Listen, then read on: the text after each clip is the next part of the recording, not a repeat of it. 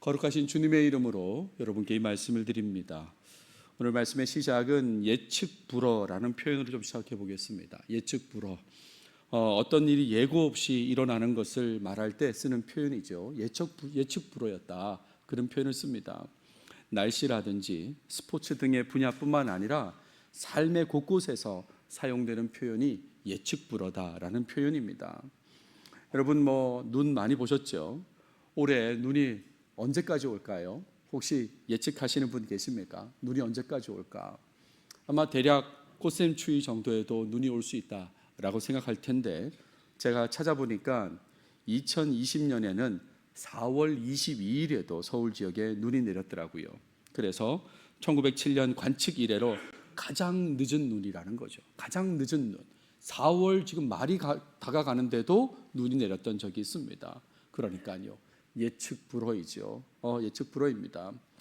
얼마 전까지 하얼빈 동계 아시안 게임이 있었습니다. 보셨습니까?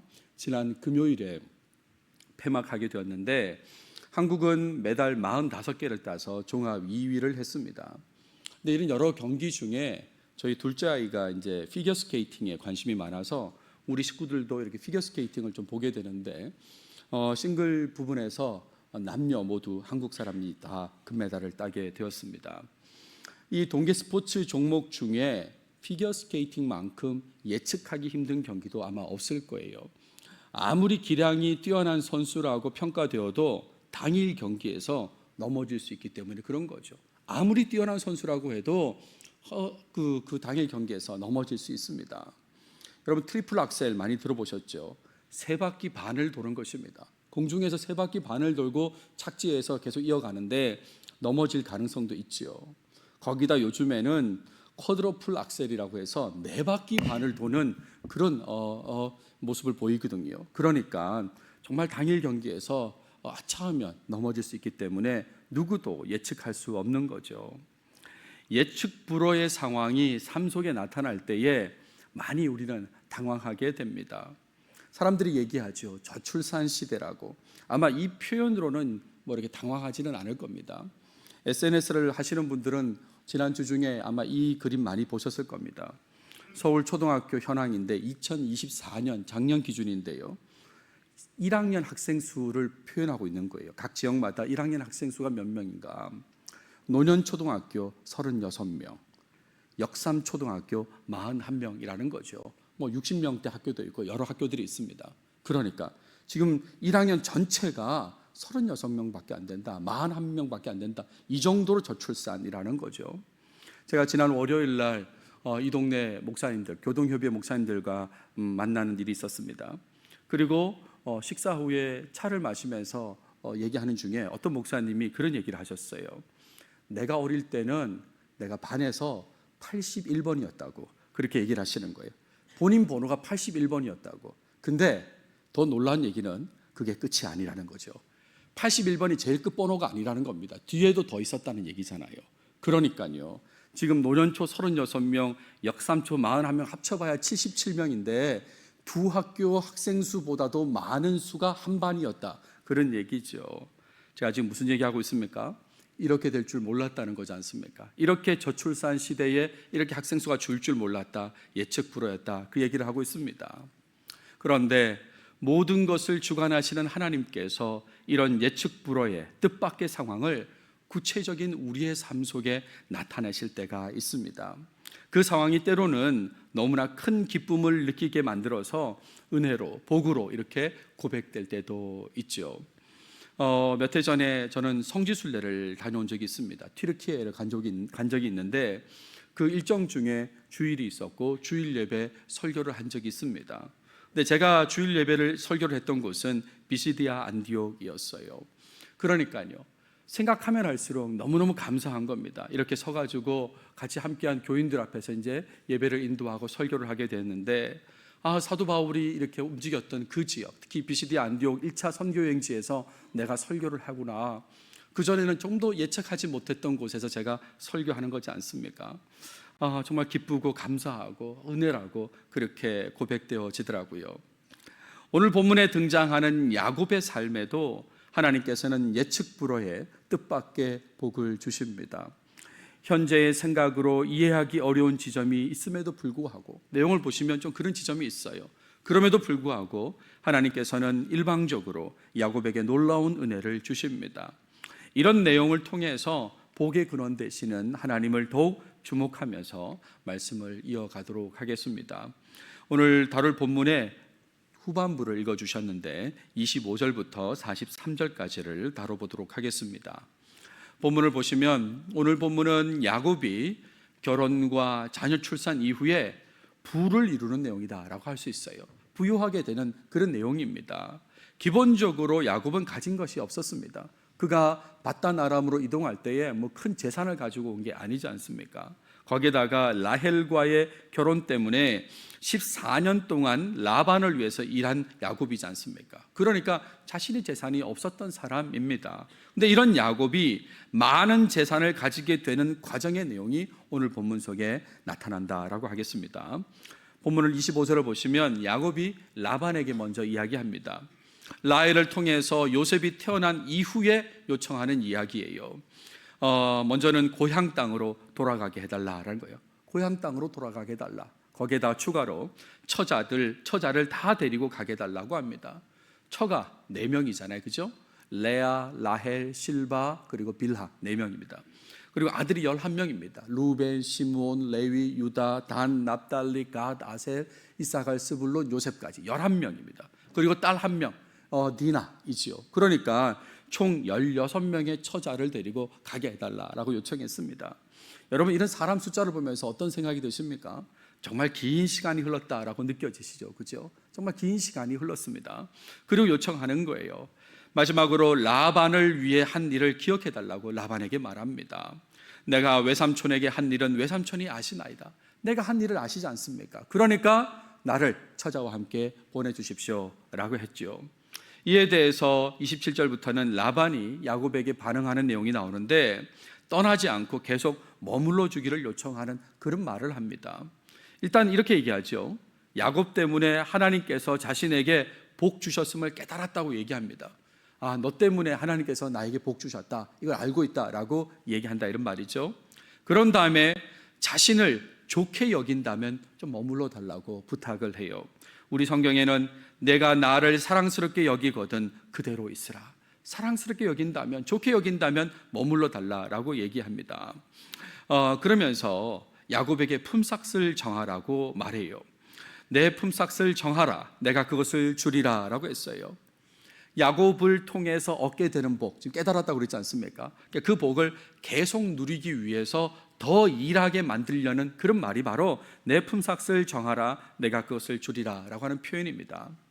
이에 대해서 야곱은 자신의 현재의 상황을 말하게 됩니다. 좀 더 세분해서 얘기하면 자신의 상황을 말하기 전에 2가지를 먼저 얘기하는데, 첫 번째는 자신의 섬김을 알아달라고 얘기해요. 내가 어떻게 외삼촌을 섬겼는지, 어떻게 외삼촌의 가축을 쳤는지 외삼촌이 아시나이다. 사실 앞에서도 이 얘기했지 않습니까? 외삼촌 다 알고 있습니다. 내가 어떻게 일했는지라고 했는데 한 번 더 이야기를 하고 있죠. 왜 이야기를 또 할까요? 정말 열심히 일했다는 걸 알아달라고 그 얘기를 하는 것입니다. 야곱은 정말 열심히 일한 것 같아요. 여러분 잘 아시는 대로 라헬을 얻기 위해서 일했던 거 기억나시죠? 야곱이 라헬을 위하여 7년 동안 라반을 섬겼으나 그를 사랑하는 까닭에 7년을 며칠같이 여겼더라. 7년을 며칠같이 여길 정도로 열심히 그렇게 일했다, 이런 말이죠. 2번째는 이런 얘기합니다. 하나님께서 복 주신 것이 맞다라는 얘기를 해요. 내가 오기 전에는 외삼촌의 소유가 적더니 번성하여 때를 이루었으니 내 발이 이르는 곳마다 여호와께서 외삼촌에게 복을 주셨나이다. 라반이 인정했었습니다. 근데 그것을 다시 확인하는 거죠. 하나님께서 복 주신 것이 맞다라고 그렇게 확인시켜 줍니다. 그런 다음에 자신의 상황을 얘기하는데 자신과 가족을 위한 소유가 없다는 얘기를 하는 거죠. 그러나 나는 언제나 내 집을 세우리까 라고 얘기하는 거죠. 요즘으로 말하면 나는 언제 집 삽니까? 이런 얘기를 한다, 이런 말이에요. 이후로는 자신과 가족을 위한 소유를 챙기겠다는 그런 뜻으로 라반에게 말하는 것입니다. 근데 이걸 조금 더 다르게 생각하면 떠나지 않을 수도 있다는 말로 이해될 수 있어요. 라반은 그렇게 알아들은 것입니다. 그래서 31절 상반절에 보시면 적극적인 반응을 라반이 보입니다. 야곱의 요구를 들어주기만 하면 떠나지 않을 것을 알아차린 거죠. 소유를 가지도록 해주면 떠나지 않을 것 같다는 그런 생각을 한 겁니다. 그래서 이렇게 얘기하죠. 내가 무엇으로 내게 주랴 라고 얘기하죠. 야곱이 말만 하면 그만큼의 품삯을 주겠다고 그렇게 말한 것입니다. 이에 대해서 야곱은 거절할 수 없는 제안, 바꿔 얘기하면 소박하게 보이는 그런 제안을 하나 합니다. 한 가지만 해주면 된다고 얘기하죠. 외삼촌께서 내게 아무것도 주시지 않아도 나를 위하여 이 일을 행하시면 내가 다시 외삼촌의 양떼를 먹이고 지키리다 라고 했습니다. 그러면서 그 제안의 내용을 얘기하는데 특별하게 보이는 양, 특별하게 보이는 염소들을 소유하게 해달라는 게 그의 제안인 것입니다. 본문을 보시면 오늘 내가 외삼촌의 양떼에 두루 다니며 그 양 중에 아롱진 것과 점 있는 것과 검은 것을 가려내며 또 염소 중에 점 있는 것과 아롱진 것을 가려내리니 이 같은 것이 내 품삯이 되리이다 라고 그렇게 얘기했죠. 한마디로 말하면 멀티컬러드 된 양과 염소는 내 것이 되게 해주십시오. 색깔이 있는 건 내 것이 되게 해주십시오 라고 그렇게 제안했다 이런 말입니다. 그러면서 추가로 한 말은 뭐냐면 속이지 않고 일을 할 것이다 라고도 얘기했어요. 내게 혹시 염소 중 아롱지지 아니한 것이나 점이 없는 것이나 양 중에 검지 아니한 것이 있거든 다 도둑질한 것으로 인정하소서라고 그렇게 제안을 합니다. 이에 대해서 라반이 어떻게 반응합니까? 야곱의 제안을 적극 수용하게 됩니다. 내가 내 말대로 하리라 라고 했습니다. 아마 이렇게 얘기할 때 라반은 어떤 생각을 했을까요? 야곱이 어리석다고 그렇게 생각했을 것입니다. 고대 기록을 참고하면 고대의 양치기의 통상 임금을 추정할 수 있는데 새로 태어나는 양 또는 염소의 20% 정도가 이 양치기의 몫이 되는 거죠. 품삯이 되는 것입니다. 그런데 지금 야곱이 제안한 것은 이것에 훨씬 못 미치는 그런 내용이다 이런 말이죠. 그러니까 훨씬 적은 이 품삯을 요구한 것입니다. 그러니까 야곱이 어리석다고 생각하면서 내가 내 말대로 하리라 라고 라반이 반응한 것이죠. 그리고 나서 야곱에게 유리하지 않는 상황을 또 만들려고 합니다. 누가 봐도 적은 품삯을 요구했다고 생각이 드는데 그러면서도 또 야곱이 자신을 속일 수 있다는 그런 생각을 한 것 같아요. 그래서 라반은 야곱에게 유리하지 않는 상황을 만들어 놓습니다. 그것은 일단 자기 양떼 중에 색깔이 있는 양과 염소를 분리해 버립니다. 먼저 분리해 버리는 거죠. 그래서 라반의 아들들, 자기 아들들의 손에 맡겨 버리고 그 정도로 그치는 게 아니라 라반과 야곱의 사이를 사흘길 떨어지게 만듭니다. 그러니까 아예 색깔이 있는 거를 자기 아들들에게 맡겨서 사흘길 떨어진 곳에 있게 했다 이런 말이죠. 그러니까 야곱은 남은 양떼를 치게 된 것입니다. 색깔 있는 양, 염소가 전혀 없는 그 양떼를 이제 야곱은 치게 되었다 그런 얘기죠. 그리고 나서 37절부터는 야곱이 추구한 방법과 그에 따른 이제 부를 이루는 내용이 나오는데 일단 야곱의 방법에 두 가지 원칙이 있어요. 지금 색깔이 있는 양, 염소가 없습니다. 근데 거기서 색깔이 있는 양, 염소를 만들어서 자기 몫을 만들어야 되는데 그렇게 하기 위한 방법의 두 가지 원칙. 첫 번째 원칙은 뭐냐면 양과 염소 새끼의 색깔은 어미의 교배 중에 보게 되는 것과 연관된다는 거예요. 지금 태어나는 새끼의 양, 염소의 색깔의 그 새끼의 색깔은 어미가 교배 중에 보게 되는 것과 연관된다는 거예요. 뭘 봤는지에 따라서 새끼의 색깔이 정해진다. 그런 원칙을 가지고 있었어요. 근데 여러분 아시는 대로 이것은 현재 받아들이기 힘든 원칙이죠. 그죠? 아니 어미가 교배 중에 뭘 봤다는 게 그게 어떻게 색깔하고 연결이 됩니까? 근데 그런 원칙을 가지고 있었습니다. 두 번째 원칙은 뭐냐면 강한 동물이 건강한 새끼를 낳는다는 원칙이에요. 요 두 번째는 받아들일 수 있어요. 그렇죠? 강한 동물이 건강한 새끼를 낳는다. 이거는 뭐 충분히 받아들일 수 있는 건데 이 두 가지 원칙으로 이제 자기 방법을 실현하려고 합니다. 첫 번째 이 원칙에 따른 시도는 이런 거예요. 버드나무, 살구나무, 신풍나무의 껍질을 벗긴 흰 가지를 준비합니다. 지금 우리말 번역에는 버드나무, 살구나무, 신풍나무라고 있는데 좀 쉽게 받아들이면 포플러 나무, 아몬드 나무, 플라터너스 이렇게 생각하시면 되겠습니다. 그 나무의 껍질을 벗긴 흰 가지를 준비하고 그 가지를 양들이 먹는 물 구유에 세워서 양떼를 향하겠다는 거예요. 이게 이제 그 원칙에 따른 시도입니다. 그리고 그 첫 번째 원칙에 따른 결과가 어떻게 되느냐라고 하면 양들이 그 가지 앞에서 새끼를 가졌다고 그랬습니다. 그리고 색깔이 있는 새끼들이 태어났다라고 했어요. 우리 본문에 보시면 가지 앞에서 새끼를 뱀으로 얼룩얼룩한 것과 점이 있고 아롱진 것을 낳은지라 그랬습니다. 대부분은 이 내용을 알고 계시기 때문에 이 구절에서 별로 놀라지 않으시겠지만 실상은 정말 처음 보는 사람은 놀라야 되는 내용입니다. 예측 불허의 내용이잖아요. 아니 어떻게 이래서 이런 상황에서 이 그 색깔이 있는 그런 양과 염소가 나올 수 있는가 놀랄 수 있는 그런 결과가 지금 나타난 것이죠. 그리고 나서 야곱은 색깔 있는 자기 것들을 분리해서 섞이지 않게 합니다. 온전히 자기 거잖아요. 그러니까 그걸 분리했다 이렇게 얘기합니다. 야곱이 새끼 양을 구분하고 자기 양을 따로 두어서 라반의 양과 섞이지 않겠다라고 했습니다. 그리고 이제 두 번째 원칙이 또 추가됩니다. 여러분 두 번째 원칙이 뭔지 아시죠? 그죠? 튼튼한 양이 새끼를 가질 때만 양떼의 눈앞에 그 가지를 두게 된 것이죠. 반대로 말하면 약한 양일 경우에는 가지를 두지 않는 그런 모습을 보였던 것입니다. 그래서 약한 것은 라반의 것이 되고 점점 약한 것들은 라반의 것이 되고 점점 강한 튼튼한 것은 야곱의 것이 되었습니다. 그래서 어떻게 됩니까? 야곱의 것이 점점 많아지게 되고 야곱의 재산이 많아지게 됐다 그 얘기죠. 양과 염소가 많아짐으로 인해서 전체적으로 재산이 늘어난 것입니다. 그래서 우리 본문에는 어떻게 얘기합니까? 이에 그 사람이 야곱이 매우 번창하여 양떼뿐만 아닙니다. 노비와 낙타와 나귀가 많았더라라고 그렇게 정리하고 있죠. 이렇게 부유하게 되었다 이런 말입니다. 가진 것이 없었다고 그랬습니다. 그런 야곱이 엄청나게 부자가 된 것이죠. 이 부자가 된 야곱은 이후에 라반을 떠나게 되는데 그 내용은 다음 시간에 보도록 하겠습니다. 자, 오늘 본문은 야곱이 부유하게 되는 과정과 결과를 보여주고 있습니다. 그런데 이 내용의 핵심으로서 색깔이 있는 양과 염소가 태어나는 과정은 현재를 살아가는 사람으로서 참 받아들이기 힘들죠. 그렇죠? 그 과정이라는 게 이 나뭇가지를 세워두고 어미가 이렇게 그 교배를 할 때에 보게 하는 거, 그게 영향을 미친다는 건데 이걸 좀 받아들이기 힘들죠. 이 야곱이 가진 원칙과 그에 따른 행동은 합리적이라고 할 수는 없는 것입니다. 자, 그렇다면 이 본문이 말하고자 하는 바는 무엇일까요?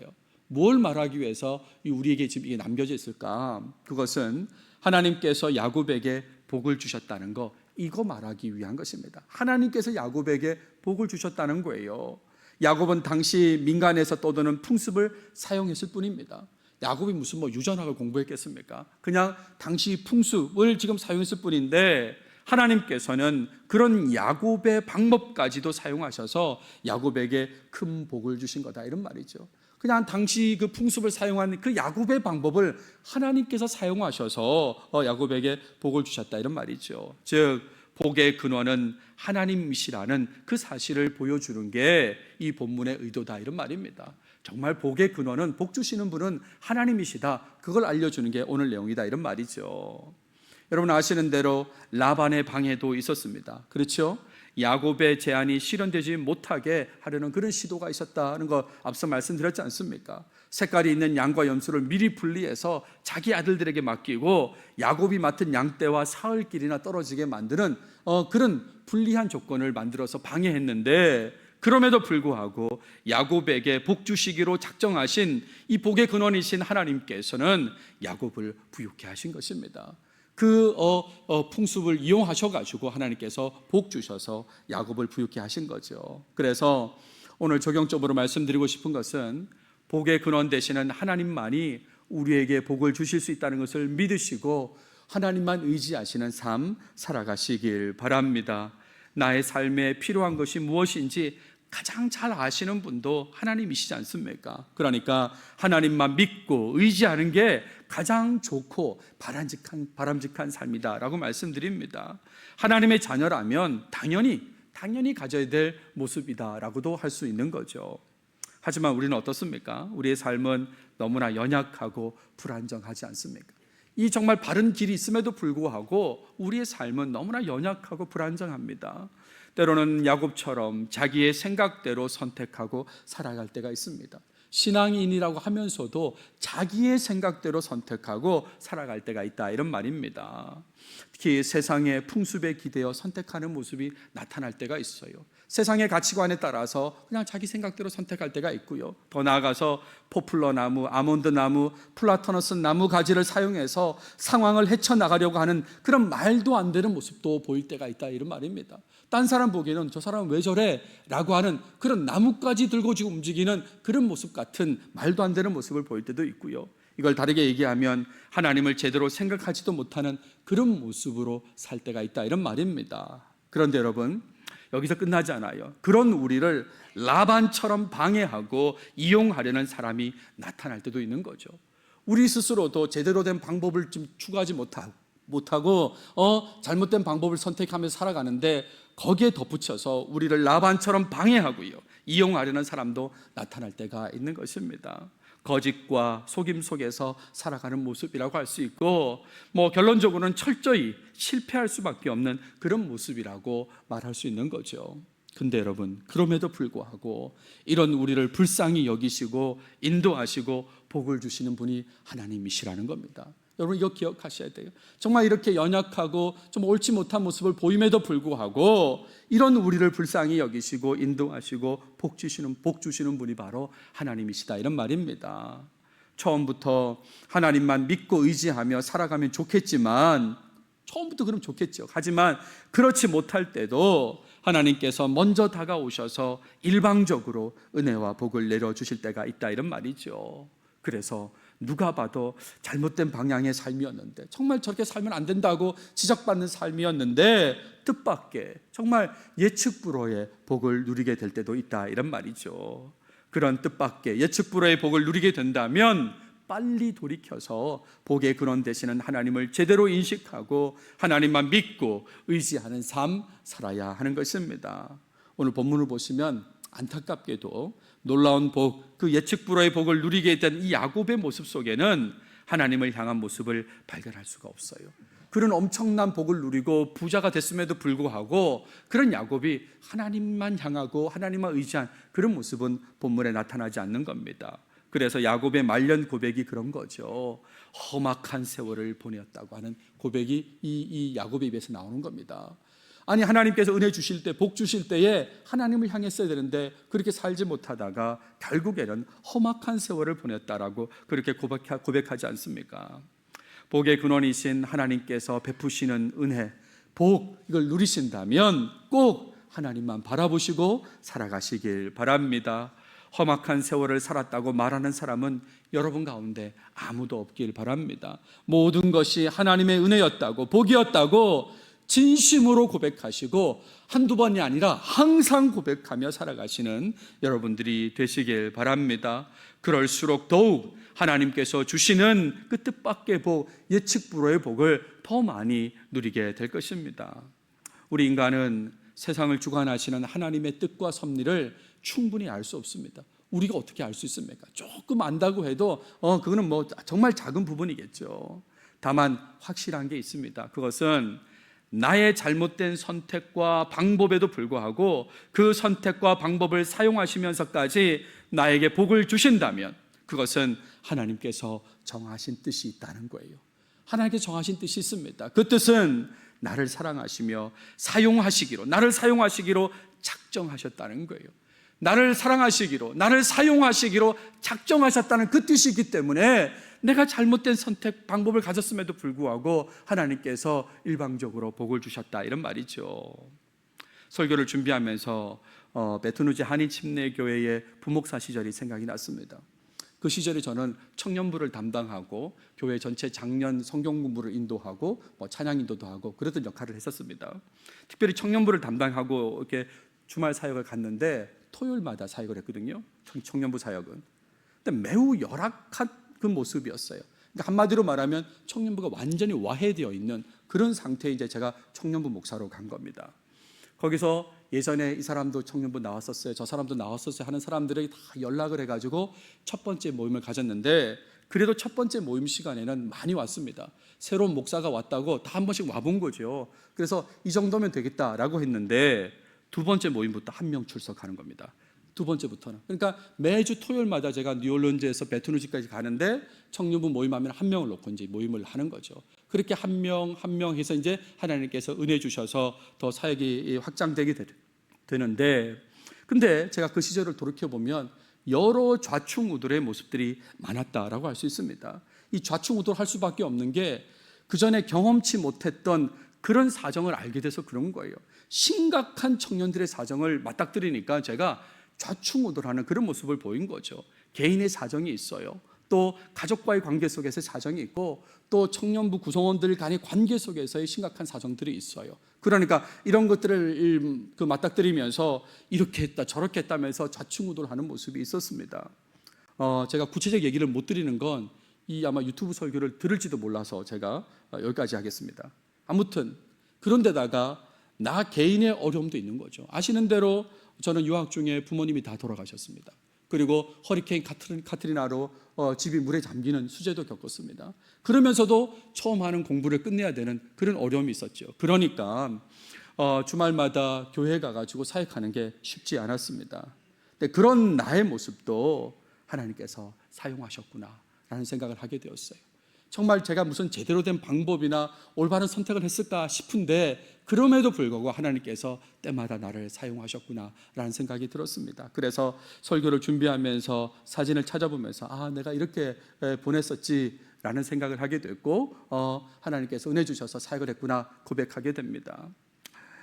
예측 불허해 뜻밖의 은혜 복을 주시는 그 하나님만 더욱 믿고 의지하며 살길 바란다는 지금 그 말씀을 드리려고 이 얘기를 하는 거예요. 내가 연약했음에도 불구하고 잘못된 선택을 했음에도 불구하고 예측 불허의 뜻밖의 은혜를 주셨다면, 복을 주셨다면, 그걸 지금 알고 있다면, 그렇다면 하나님만 더욱 믿고 의지하며 살아야 합니다. 부족함에도 불구하고 복을 주시는 하나님이신데 하나님을 의지하면 얼마나 큰 복을 주시겠습니까? 부족했는데도 이 정도인데 하나님만 처음부터 의지하면 얼마나 큰 복을 주시겠냐 이런 말이에요. 로마서 8장 28절 보십시오. 우리가 알거니와 하나님을 사랑하는 자 곧 그의 뜻대로 부르심을 입은 자들에게는 모든 것이 합력하여 선을 이룬다라고 그랬습니다. 모든 것이 합력하여 선을 이룬다. 근데 제가 왜 이 구절을 보여드리냐면 이 구절로 어떤 교수님이 설교를 하셨는데 그 내용이 생각이 나서 그렇습니다. 우리 교회도 오신 교수님인데 어떤 화가 어머니를 얘기하신 거예요. 화가 어머니를 둔 아이인데 그 아이가 도화지에다가 그림을 그리는 거예요. 근데 그 아이는 별로 그림을 그릴 줄 몰라요. 그러니까 선을 그었다가 동그라미를 만들었다가 세모를 그렸다가 이렇게 이제 그림을 아무거나 그리는 거예요. 누가 봐도 이게 무슨 그림인지 알 수 없어요. 그런데 화가 어머니가 손을 대니까 어떻게 바뀝니까? 그 선이 나무로 바뀌고 태양이 생기고 구름이 생기고 산이 생기고 하면서 멋진 그림으로 바뀌더라 이런 말이죠. 그 생각이 났어요. 여러분, 우리가 잘못된 선택, 잘못된 방법을 취해도 우리 하나님께서 다 아름답게 만들어 주세요. 복이 되게 하신다 이런 말입니다. 근데 여러분 잘 생각해 보십시오. 그 아이가요 처음부터 화가 어머니를 의지하면서 그렸다면 어땠을까요? 더 좋은 그림이 되지 않았겠어요? 처음부터 어머니를 의지하고 그렸다면 더 좋은 그림이 되지 않겠냐는 말씀을 드립니다. 오늘 말씀 마무리는 삼국시대로 좀 해보겠습니다. 삼국시대 아시죠? 고구려, 백제, 신라 그 시대입니다. 근데 그 고구려, 백제, 신라 세 나라 중에 신라가 가장 열악했다고 그렇게 평가가 됩니다. 출발점은 그렇다 이 말이에요. 가장 열악하다고. 왜 그런가 하면 일단 중국으로부터 멀리 떨어져 있는 위치가 되고요. 또 산맥으로 막혀 있고 그리고 자체 골품제가 존재하지 않습니까? 그러니까 이 신라는 가장 열악한 환경에 놓였던 나라였는데, 그런데 여러분 아시는 대로 신라가 삼국을 통일하게 되지 않습니까? 신라가 삼국을 통일할지 누가 알았을까요? 누가 알았을까? 고구려의 위대한 왕이라고 평가되는 광개토 대왕이 알았을까요? 아니면 백제의 근초고 왕이 알았을까요? 신라가 삼국을 통일할지 누가 알았겠냐 이런 말입니다. 세상을 주관하시는 하나님께서는 큰 역사의 흐름 속에서도 예측 불허의 뜻밖의 일이라고 평가될 만한 일을 나타내십니다. 그리고 이 하나님께서는 우리 개인의 삶 속에서도 예측 불허의 일이라고 말할 수 있는 일을 충분히 행하실 수 있는 분이다 하는 걸 여러분 믿으셔야 됩니다. 오늘 본문에 나왔잖아요. 이 야곱을 부유하게 만드시는 분, 그것도 정말 어떻게 이런 방법으로 부유하게 하시나 할 정도로 하나님께서는 하시는다는 걸 보여주셨지 않습니까? 우리는 이런 하나님의 자녀입니다. 이런 하나님의 자녀라고 여러분 다 알고 계시죠? 그러니까 하나님을 믿고 의지해야 된다는 것입니다. 누군가가 우리를 속이고 힘들게 해도, 그리고 그것을 헤쳐나가는 방법이 하나님과 관계없는 초라하고 비합리적인 것처럼 그렇게 보여도 하나님께서 사랑하시고 인도하시기로 작정하시면 모든 것을 뛰어넘어서 뜻밖의 예측 불허의 경험과 함께 복을 주십니다. 그러니까 이런 복의 근원이신 하나님을 더욱 신뢰하고 의지하며 살아가시는 모든 분들이 다 되시길 바랍니다. 가능하면 처음부터 그렇게 하시면 좋겠습니다. 이미 시간이 많이 지났습니다라고 하는 분은 지금부터라도 하나님만 믿고 의지하시는 삶 꼭 살아가시기 바랍니다. 기도하겠습니다. 하나님 감사합니다. 오늘도 우리에게 창세기를 통해서 말씀해 주셔서 감사합니다. 하나님, 야곱이 잘못된 방법과 선택을 했음에도 불구하고 하나님께서 일방적으로 사랑해 주셔서 그에게 복을 주신 내용을 보았는데, 이런 복을 누리는 우리 모두가 되게 해 주시옵소서. 그래서 오늘 말씀 주셨으니 이 말씀을 들은 사람으로서 항상 먼저 하나님만 믿고 의지하며 살아가도록 우리 삶을 꼭 인도해 주시옵소서. 이 모든 말씀 예수님의 이름으로 기도드렸습니다. 아멘.